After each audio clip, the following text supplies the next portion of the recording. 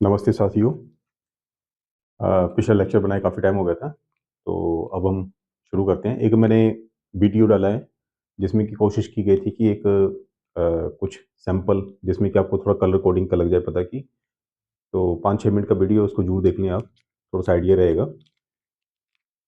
तो last lecture में हमने 10 टू 20 पेयर केबल की कलर कोडिंग की थी। तो कलर कोडिंग में आपको बेसिकली बताया था कि हमारे पास 9 कलर्स होते हैं। 9 कलर होते हैं जिसमें कि 5 कलर जो हैं मेन कलर हैं, और जो 4 कलर हैं वो उसके मेट कलर हैं। मेट मतलब उसके साथ मिलके पेयर बनाते हैं।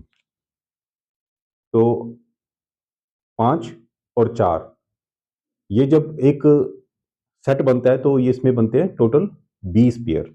मीन कि हम 20 कनेक्शन उस तार में से निकाल सकते हैं। तो 20 के बाद अब अगर हम देखें तो 50 पेयर, केवल 50 पेयर। तो 50 पेयर में हमने याद रखना है कि 50 पेयर में जो 5 5 बंच बनते हैं, और 5 बंच जो बनेंगे वो 10-10 पेयर के बनेंगे। ठीक है जी। 5 बंच बनेंगे और 10-10 पेयर के बनेंगे। और 10 पेयर का हमें पता है कि जो 10 पेयर हैं वो, जैसे मेन कलर है हमारा ब्लू,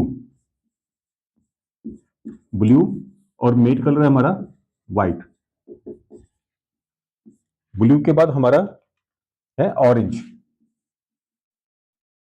मेन कलर, और इसके बाद है red colour.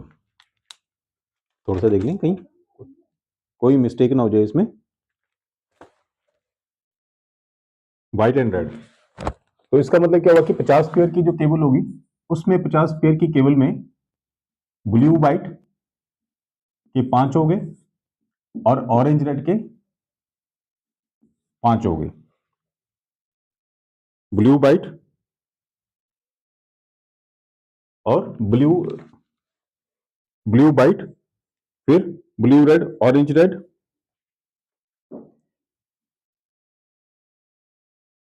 Blue, orange, green,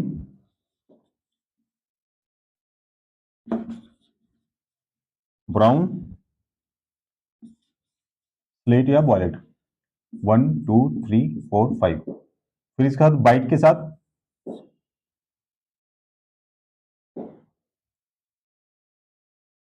blue, blue white, orange white, green white, brown white, slate white. तो हमारे कितने हो गए ये 5।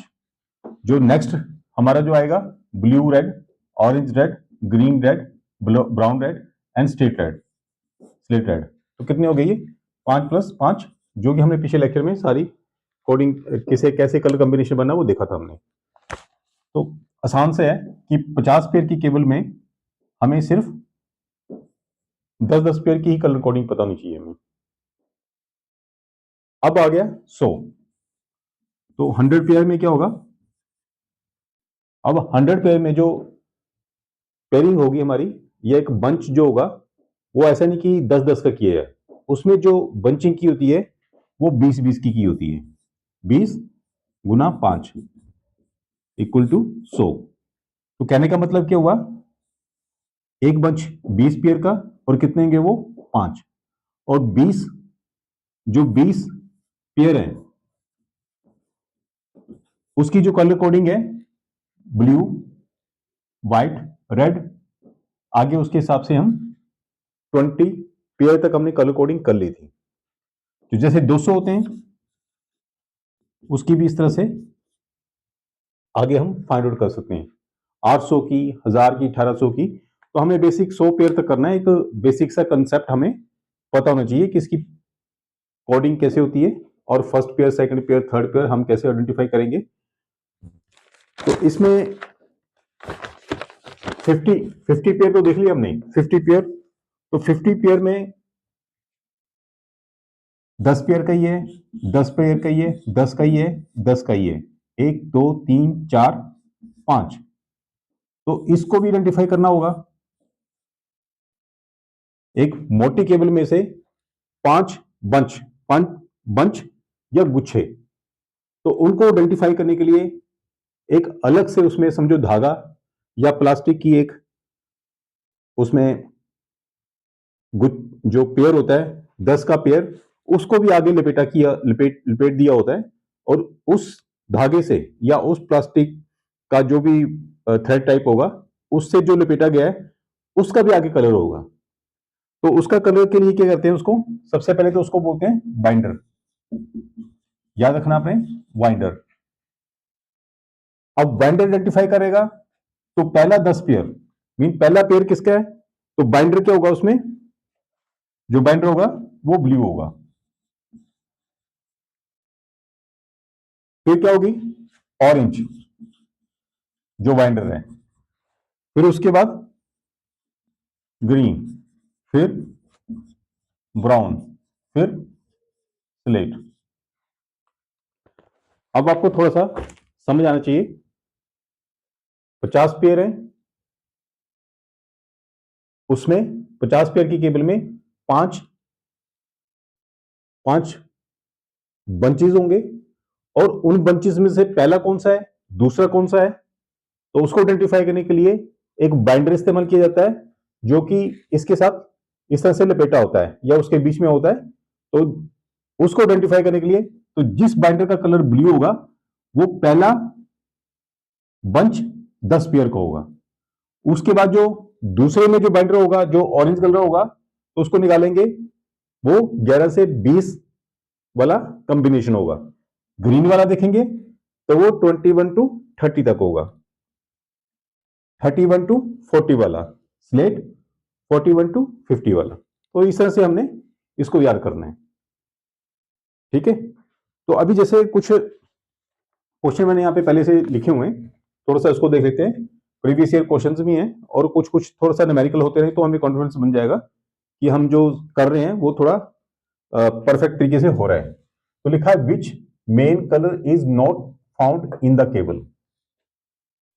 मेन कलर और मेट कलर आपने प्रीवियस में देख लिए होंगे कि मेट कलर हमारे पास 4 होते हैं और मेन कलर हमारे पास 5 होते हैं।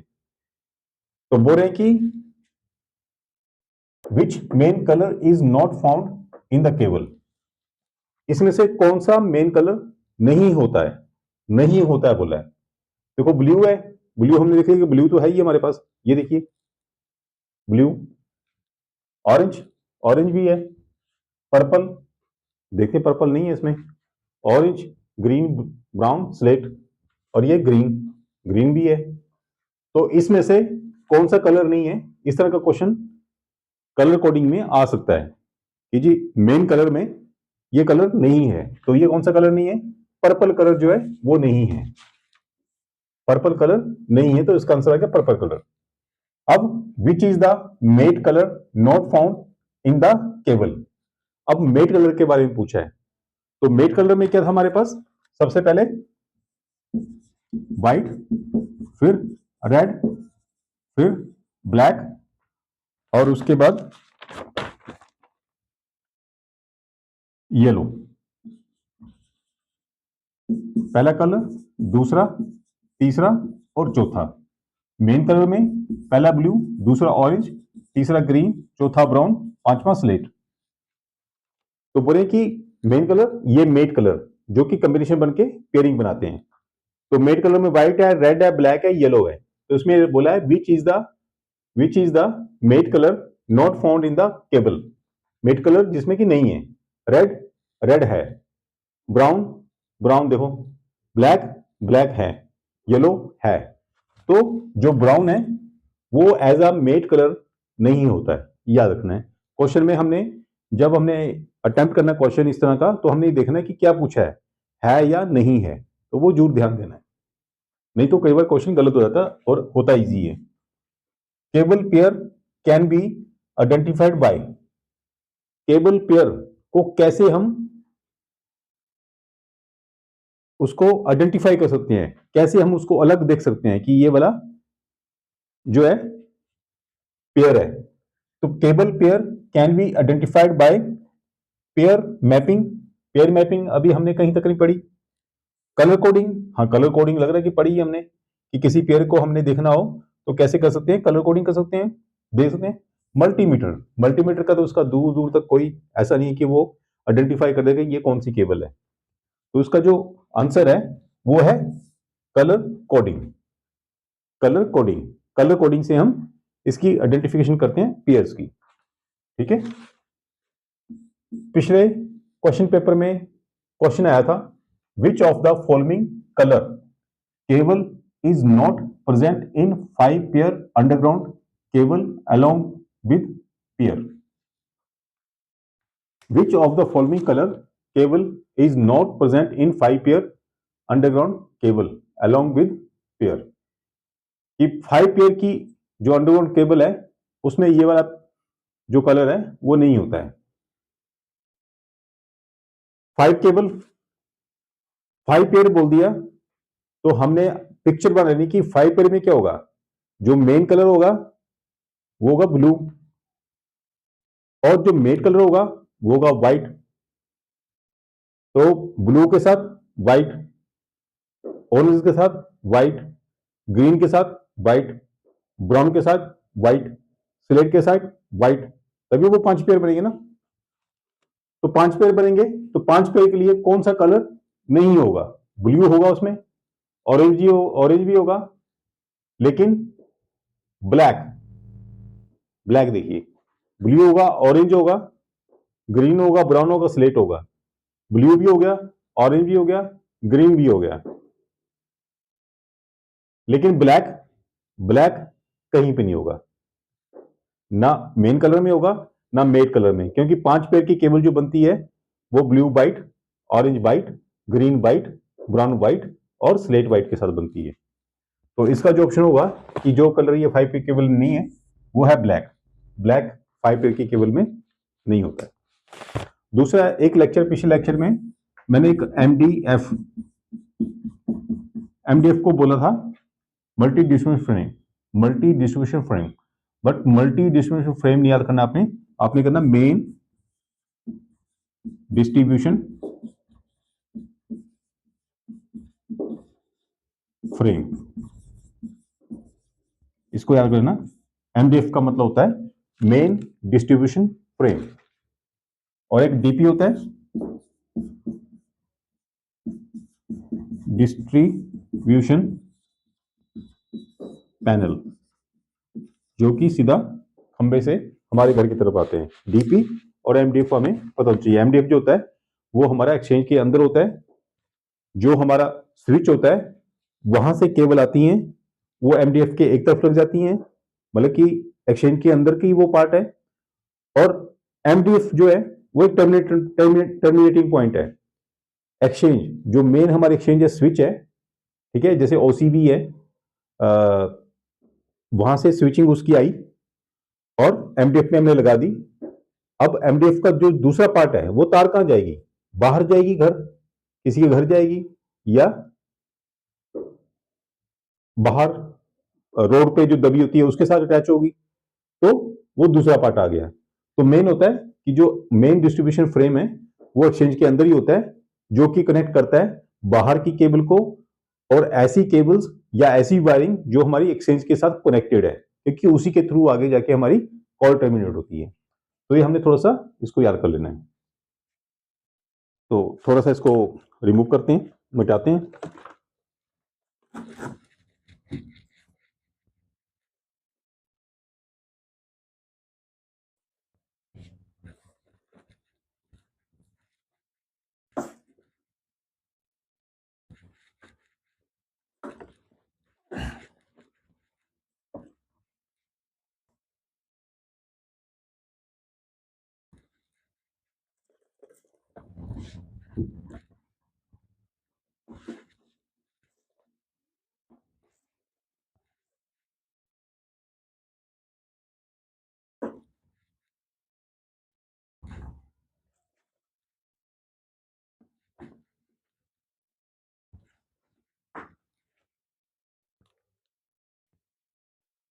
अब हमने एक देखें कि जो अंडरग्राउंड केबल है वो हमारी अगर बाहर से निकल रही है, अगर मान ली कि बाहर से ओपन में छोड़ दे, तो हमने डिस्कस किया था कि उसमें टूटने का डर है, हवा आएगी, तूफान आएगी तो वो टूट सकती है। एक बार ग्राउंड में लग गई, अंदर हमने उसको दबा दिया तो वो थोड़ा इजी हो जाएगी। लेकिन इसमें क्या होता है कि वो जो हमारी जो केबल्स हैं, अंडरग्राउंड केबल्स, वो सारी ही कॉपर बेस होती हैं, कॉपर की ही तार होती है।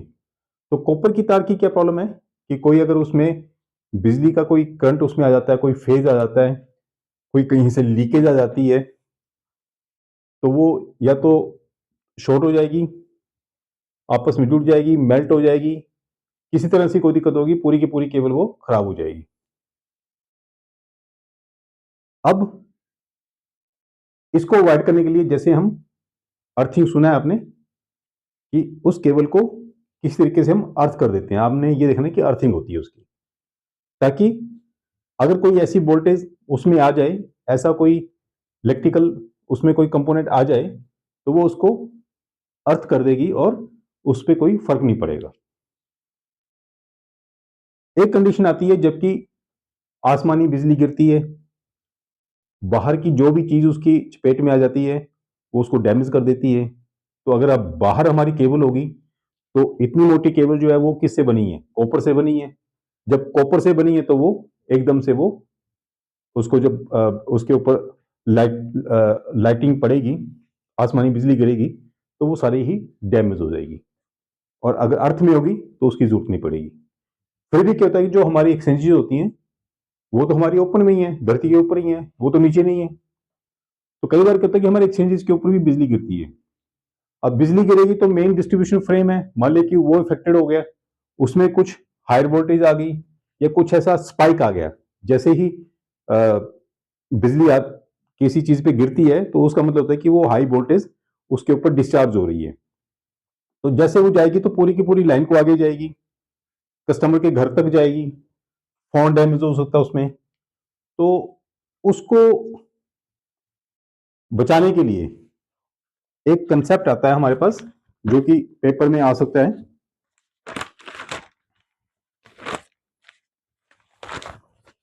तो इस तरह का जो इलेक्ट्रिक करंट आएगा या वोल्टेज उसमें आएगी तो उसको बोलते हैं सर्ज, SURG, सर्ज।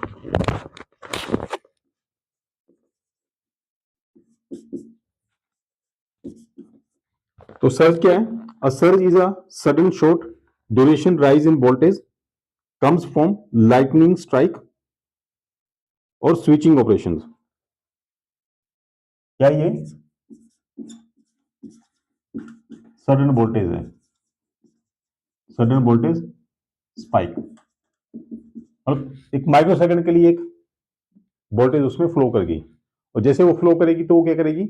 इंसुलेशन को पंचर कर सकती है, और पंचर हो गया अगर इस इंसुलेशन जो उसमें लगा हुआ है, तो कंडक्टर आपस में शॉर्ट हो जाएगा, कम्युनिकेशन हमारा टोटली फेल हो जाएगा, पूरी की पूरी डैमेज हो जाएगी हमारी अंडरग्राउंड केबल। तो उसको अवॉइड करने के लिए जो हम यूज करते हैं, तो उसको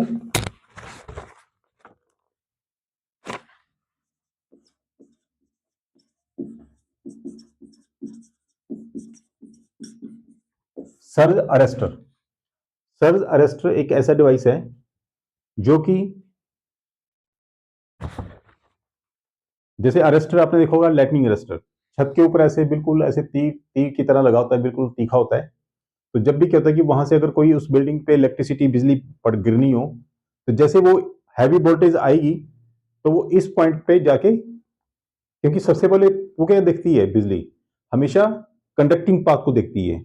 तो कंडक्टिंग पाथ में क्या होगा, जो हमारा ऊपर हमने छत के ऊपर लगाया था या एक्सचेंजेस के ऊपर देखा होगा आपने, या टावर के ऊपर लगा होता है, तो वो सारी की सारी सबसे पहले बिजली यहाँ पे आएगी, लाइट जो भी लाइटिंग आई, हाई वोल्टेज आएगी जब बिजली गिरती है। तो जैसे इसके ऊपर आई तो उसको कंडक्टिंग पाथ मिल गया, और वो इसके थ्रू नीचे जाके ग्राउंड में चली गई, ग्राउंड में करते हैं उसको। जब वो ग्राउंड में चली जाएगी तो हमारे आसपास की जो एक्सचेंज है वो बची रहेगी। तो इस केस में भी क्या होता है, जो हमारी केबल जहां से डिस्ट्रीब्यूशन हो रही है, एमडीएफ में डिस्ट्रीब्यूशन हो रही है, तो वहां पे हमने सर्ज अरेस्टर लगाए होते हैं। सर्ज अरेस्टर क्या करता है, कोई हैवी इलेक्ट्रिकल कोई कंपोनेंट आ जाए, कोई सर्ज आ जाए, तो वो हमारी केबल को बचा लेता है। बस आपने सिंपल याद रखना है कि सर्ज अरेस्टर जो सर्ज वोल्टेज है, सडनली जो वोल्टेज आ रही है, उसको अवॉइड करने के लिए काम आता है। क्यों काम आता है? अगर वो वोल्टेज जाएगी तो हमारा इंसुलेशन मेल्ट हो जाएगा और पूरी की पूरी केबल हमारी खराब हो जाएगी वो। ठीक है जी।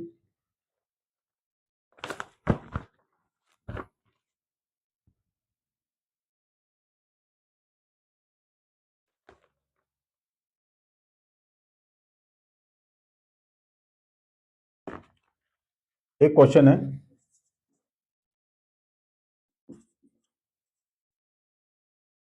generally the underground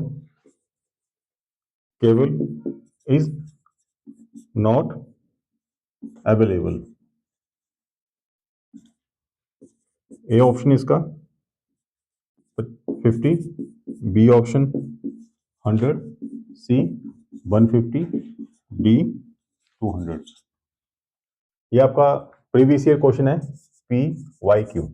previous year question पिछले पेपरों में आया हुआ है। Generally the underground cable is not available. अब क्या बोला, अवेलेबल नहीं बोला, नॉट अवेलेबल। तो देखो हमने 50 के बारे में डिस्कस कर लिया, 100 के बारे में डिस्कस कर लिया और 200 पेयर के बारे में डिस्कस कर लिया। 400 पेयर भी होता है, 800 भी होता है, 1200 भी होता है, 1800 भी होता है। 1800 यूज नहीं होता है, लेकिन आपने जनरली याद करना है 5 पेयर की केबल, 10 पेयर की केबल, 50 पेयर की cable, 20 5 10 20 50 pair, 100 pair, 200 pair, 400 pair, 800 pair, 1200 pair, ये जनरली याद रखना है। तो 150 पेयर की जो केबल है वो नहीं होती है। तो इसका आंसर जो है वो डी है कि ऐसा जो है पेयर का केबल नहीं होती है।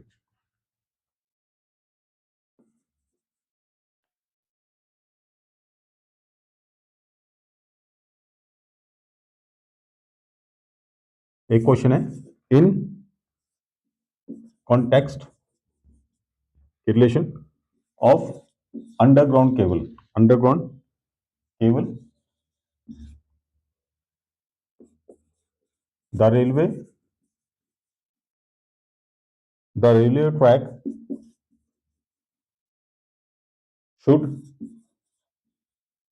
should be crossed by dash pipes. A option है इसका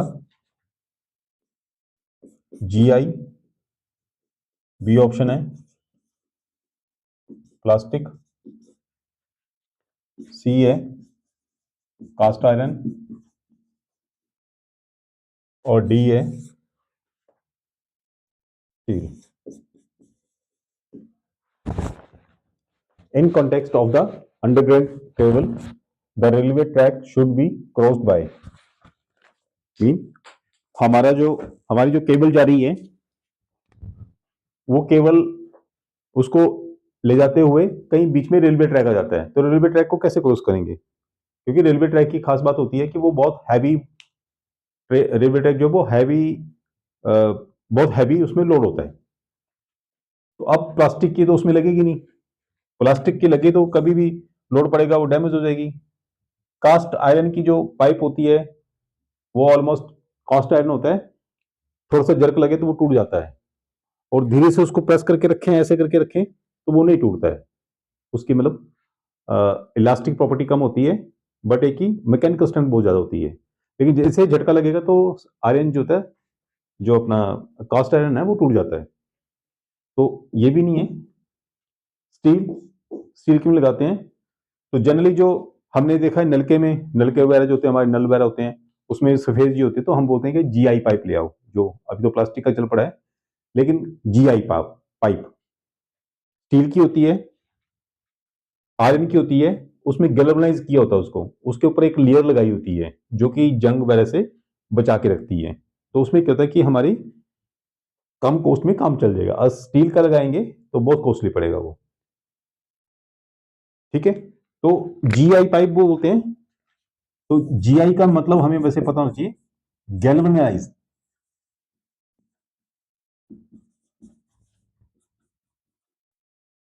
गैल्वेनाइज्ड आयरन,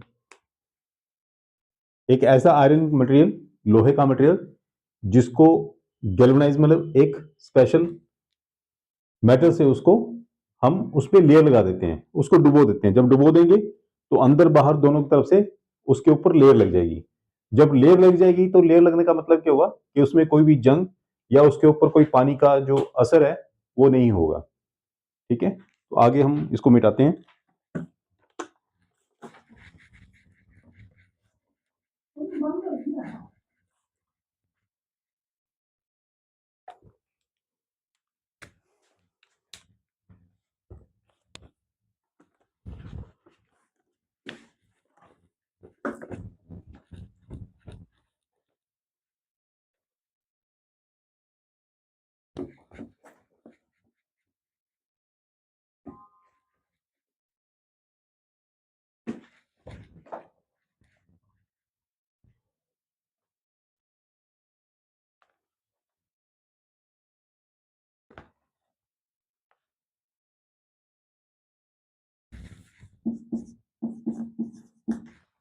प्रीवियस क्वेश्चंस ये है।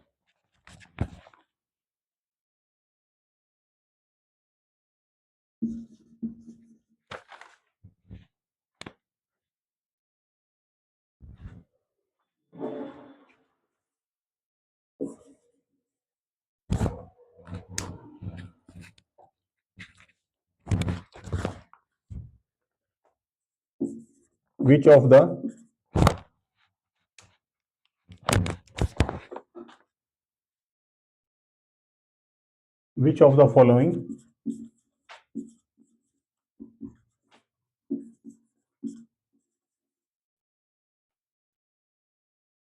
cable is used for long distance trunks, junctions, junction circuits, local subscriber loops? A option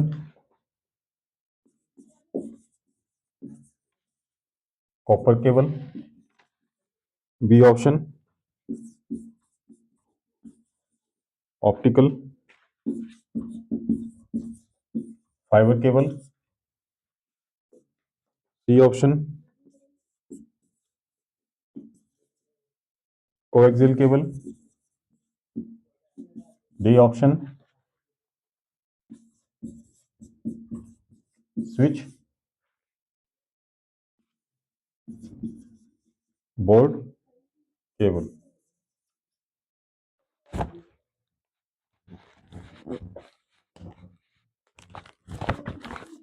Which of the following cable is used for long distance trunks? Trunks क्या होते हैं? Trunks mean आप ये सोचिए कि जिसको बोलते हैं एसटीडी, एक लोकल एक्सचेंज से दूसरी लोकल एक्सचेंज तक जो एक्सचेंजेस आपस में कम्युनिकेट करती थी उनको बोलते हैं, या उनको बोलते हैं trunk call. Subscriber trunk dialling बोलते हैं ना, तो ट्रंक का मतलब कि वहां पे स्विच लगे हैं,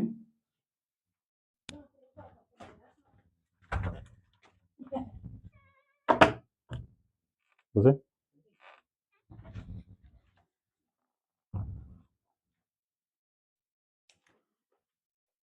जो एक्सचेंजेस लगी हुई हैं उसके बीच में जो केबल यूज करते हैं उसके बारे में। जंक्शन सर्किट, जंक्शन मतलब कि जो केबल कहीं पे जाएगी वो टर्मिनेट होगी या कहीं पे जाके वो ड्रॉप होगी।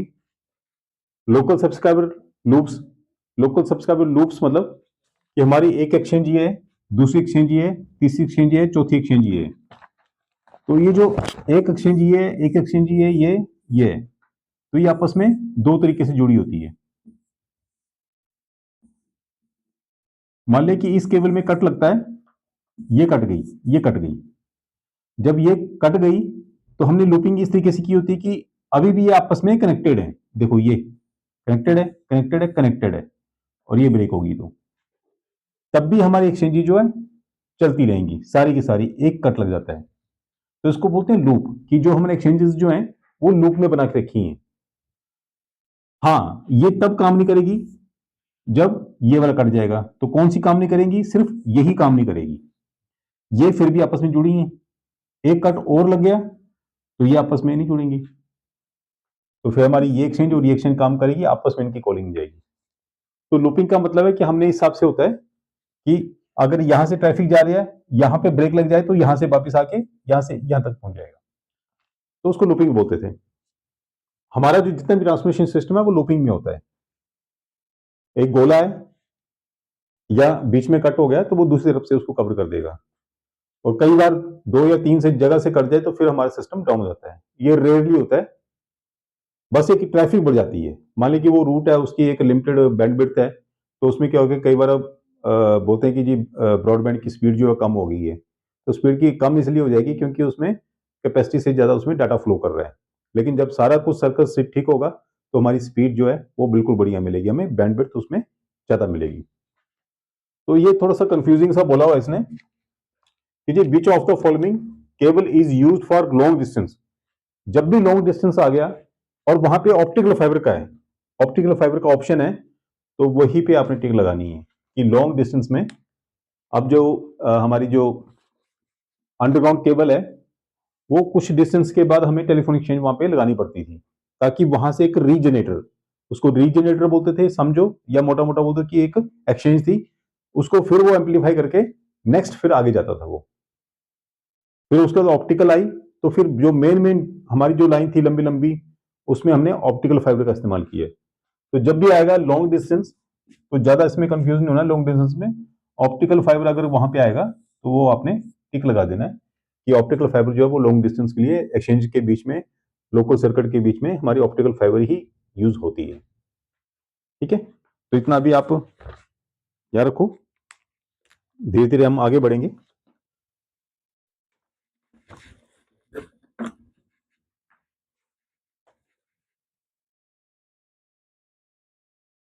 ऐसा बोर्ड मेरे साथ नहीं दे रहा है, देखते हैं।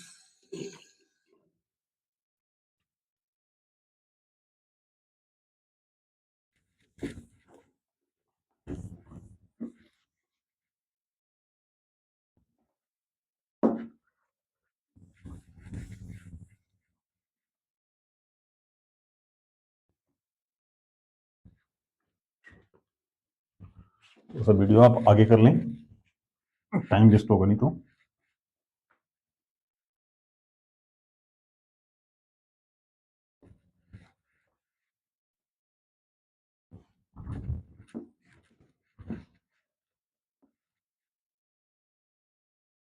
Join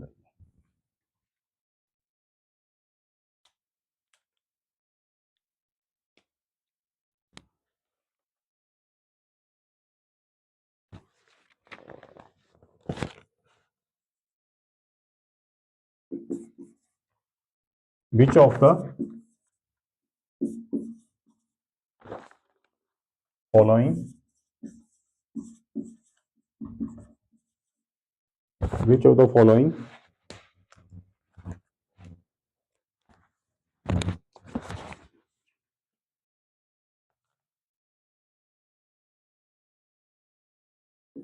is the valid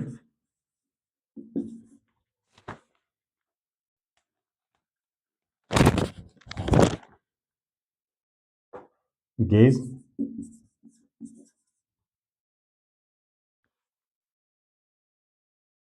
of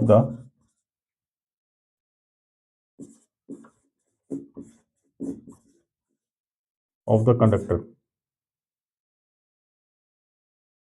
conductor इसका of UG cable, UG cable. Gauge जब भी आए, थोड़ा सा देख लो, थोड़ा सा शायद क्लियर ना हो रहा आपको, तो जो लिखा है which of the following is the valid gauge of the conductor of UG cable. UG cable का गेज, गेज मतलब कि जो उसमें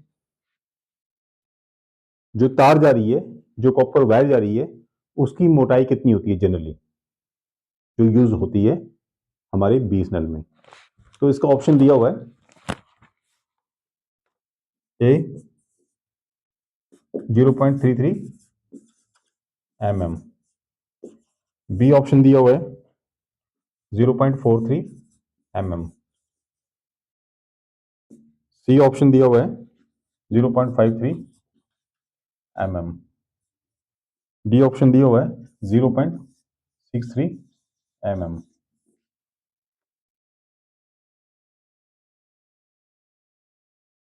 तो इसमें जो है वो जनरल हम ये मोटी 0.63 mm गेज की अंडरग्राउंड केबल याद करते हैं, यूज करते हैं। तो ये प्रीवियस ईयर क्वेश्चन है, आपने याद रखना है। कई बार क्वेश्चन में आ जाता है एक रेंज दे देते हैं, तो एक रेंज जब आएगी तो 4 to 6 पे आएगी, 0.4 to 0.6 mm इस तरह की भी आ जाएगा। तो अगर वो ऑप्शन दिया हुआ कुछ इस तरह से तो वो भी वैलिड होता है। इसी प्रकार 0.5 mm टू 0.6 mm भी आ सकता है। तो वो उसके हिसाब से आपने डिसाइड करना है कि जो हमारी जो आंसर है वो 0.6, 0.5, 0.4, 0.4 से 0.5, 0.6 के बीच में होना चाहिए। इतनी मोटी, इतनी 1 mm देखिए कितना होता है, जब स्केल में देखेंगे तो 1 mm बहुत छोटा होता है, लेकिन कॉपर वायर देखिए, कॉपर वायर भी बिल्कुल पतली होती है। तो जो केबल उसकी मोटाई होती है वो इस केस में होती है 0.63 mm या 0.6 mm भी बोल सकते हैं उसको।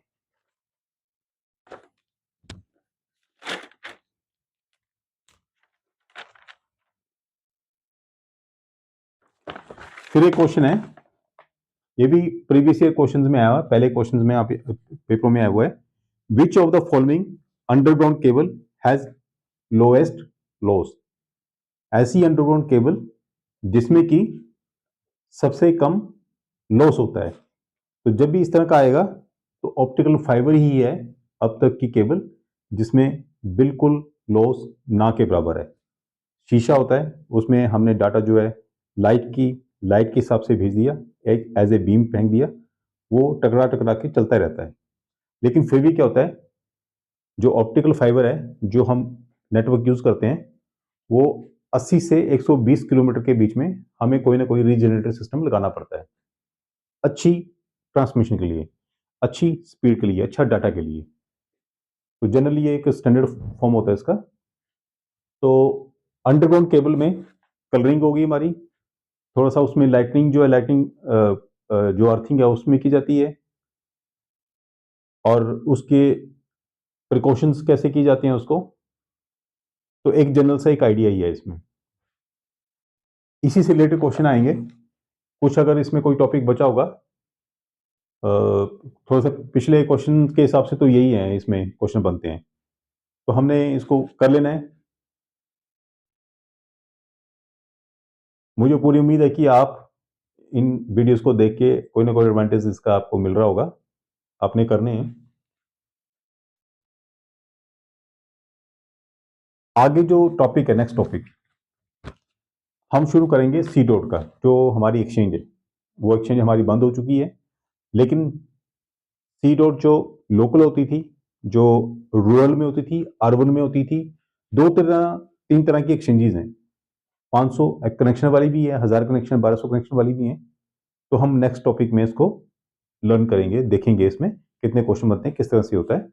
और पिछले क्वेश्चंस काफी इसमें है, कौन सा कार्ड का क्या है, अगर ये फॉल्ट है सिग्नलिंग में कार्ड क्या है, कौन सा है कार्ड का नाम, मतलब डिटेल में उसको हमें पढ़ना ही पड़ेगा। 4-5 क्वेश्चन उसमें से पूछे गए हैं, क्योंकि एग्जाम क्लियर करना है तो हमें पढ़ना ही पड़ेगा। तो अगले लेक्चर तक हम थोड़ा सा इसको यहाँ पे ब्रेक लगा लेते हैं, न्यूमेरिकल वगैरह आप करिए। तो मेरी तरफ से आपको बेस्ट विशेष, और करिए आप पढ़ाई। Good luck.